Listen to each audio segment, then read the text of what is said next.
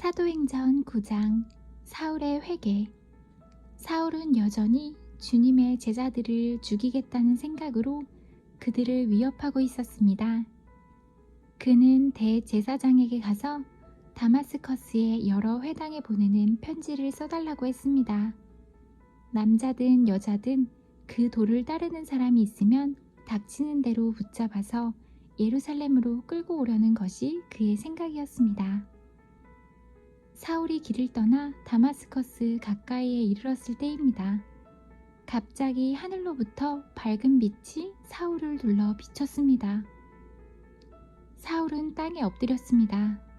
그때 사울아, 사울아, 너가 왜 나를 박해하느냐 하는 소리가 뚜렷이 들렸습니다. 사울은 주님은 누구십니까? 라고 물었습니다. 나는 너가 박해하는 예수다. 일어나 성으로 들어가거라.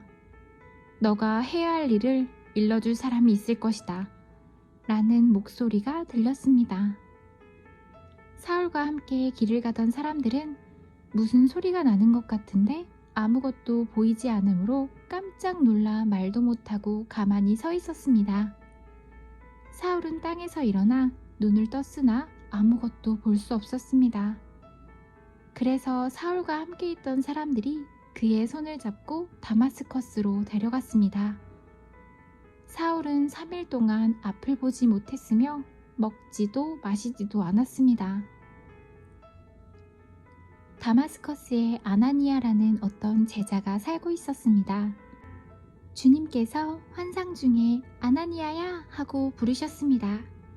아나니아는 주님, 제가 여기 있습니다 라고 대답했습니다. 주님께서 아나니아에게 말씀하셨습니다. 일어나 고든길이라고 하는 거리로 가거라. 그리고 유다의 집에서 사울이라는 다소 사람을 찾아라. 그가 지금 거기서 기도하고 있다. 그가 환상 속에서 아나니아라는 사람이 찾아와 그에게 손을 얹어서 그의 시력이 회복되는 것을 보았다. 아나니아가 대답했습니다. 주님, 제가 많은 사람들에게서 그 사람에 관한 소문을 들었는데 그가 예루살렘에 있는 주님의 성도들에게 많은 해를 입혔다고 합니다. 그리고 그 사람은 대제사장들에게서 주님의 이름을 믿는 모든 사람들을 잡아갈 수 있는 권한을 받아가지고 이곳에 왔다고 합니다. 그러나 주님께서 아나니아에게 말씀하셨습니다. 가거라.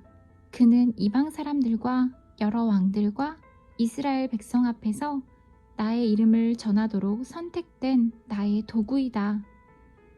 그가 내 이름을 위해 얼마나 많은 고난을 당해야 할지를 내가 그에게 보여주겠다. 아나니아는 그곳을 떠나 사울이 있는 집으로 가서 사울에게 손을 얹고 말했습니다. 사울 형제여, 그대가 이리로 오는 길에 나타나셨던 주 예수님께서 나를 보내셨습니다. 예수님께서 나를 보내신 것은 그대의 시력을 다시 회복하고 성령으로 충만하게 하려는 것입니다. 그러자 곧 사울의 눈에서 비늘 같은 것이 떨어져 나가고 사울은 다시 보게 되었습니다. 사울은 일어나 세례를 받았습니다. 그는 음식을 먹고 기운을 되찾았습니다. 다마스커스에서 설교하는 사울. 사울은 며칠 동안 다마스커스에 있는 제자들과 함께 지냈습니다. 그는 곧바로 회당에서 예수님은 하나님의 아들이다 라고 선포하기 시작했습니다.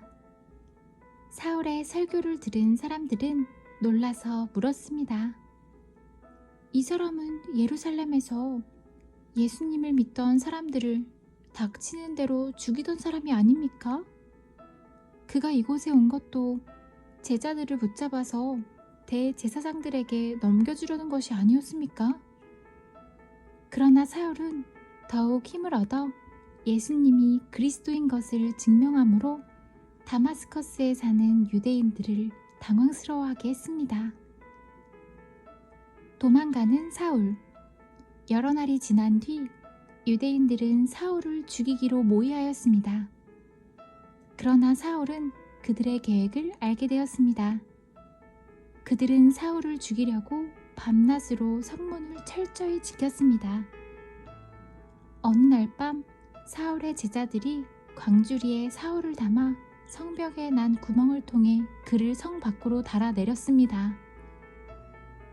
예루살렘으로 간 사울. 사울은 예루살렘으로 가서 그곳의 제자들과 어울리려 했으나 그들은 사울이 제자가 되었다는 사실을 믿지 못하고 모두 사울을 두려워했습니다. 하지만 바나바는 사울을 데리고 사도들에게로 갔습니다.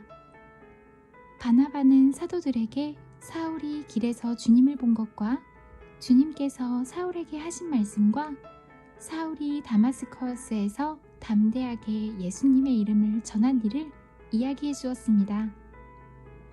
이렇게 해서 사울은 제자들과 함께 지내게 되었습니다. 그는 예루살렘을 자유롭게 다니면서 주 예수님의 이름을 담대하게 전했습니다. 사울은 그리스말을 하는 유대인들과 이야기도 하고 논쟁을 벌이기도 하였으나 그들은 사울을 죽이려고 했습니다. 형제들이 이 사실을 알고 사울을 가이사랴로 데려갔다가 다시 다소로 보냈습니다. 그러는 동안 유대와 갈릴리와 사마리아에 있는 교회들이 평화를 되찾았으며 터전을 든든하게 잡았습니다. 교회는 주님을 두려워하며 성령의 위로를 받아 믿는 사람들의 수가 점점 늘어났습니다. 중풍병 환자를 고친 베드로. 베드로가 여러 지방을 두루 다니다가 루다에 사는 성도들에게까지 가게 되었습니다. 거기서 베드로는 애니야라는 사람을 만났습니다. 애니야는 중풍에 걸려 8년 동안 일어나지 못하고 누워 지냈던 사람이었습니다. 베드로가 그에게 애니야여, 예수 그리스도께서 그대를 고쳐주실 것이요. 일어나 자리를 정돈하십시오 라고 말했습니다. 그러자 애니야가 곧 자리에서 일어났습니다. 루다와 사론에 사는 모든 사람들이 그를 보고 주님께로 돌아왔습니다. 욥바로 간 베드로. 욥바에 다비다라는 여제자가 있었습니다. 그 이름은 그리스어로 하면 도르가인데 그 뜻은 사슴입니다. 다비다는 언제나 착한 일을 하고 가난한 사람들을 돕는 일에 힘썼습니다. 베드로가 루다에 머물고 있는 동안 다비다가 병이 들어 죽고 말았습니다. 사람들은 다비다의 시신을 씻어 다락방에 두었습니다. 루다는 욥바에서 가까운 곳에 있습니다. 욥바에 사는 제자들이 베드로가 루다에 있다는 말을 듣고 두 사람을 베드로에게 보내어 속히 와달라고 부탁을 했습니다. 베드로가 일어나 그들과 함께 욥바로 갔습니다. 베드로가 그곳에 이르자 사람들이 그를 다락방으로 안내했습니다. 과부들은 베드로의 곁에 서서 울며 도르가가 살아있을 때 만든 여러 옷가지들을 베드로에게 보여주었습니다. 베드로는 사람들을 모두 내보낸 뒤에 무릎을 꿇고 기도했습니다. 그리고 나서 시신을 향해 몸을 돌려 다비다여 일어나시오 라고 말했습니다. 그러자 다비다가 눈을 떠서 베드로를 보더니 일어나 앉았습니다. 베드로가 손을 내밀어 다비다를 일으키고 성도들과 과부들을 불러서 다비다가 살아난 것을 보여주었습니다. 이 소식이 욥바 전체에 알려지자 많은 사람이 주님을 믿었습니다. 베드로는 욥바에 있는 여러 날 동안 가죽 제품을 만드는 시몬의 집에서 묵었습니다.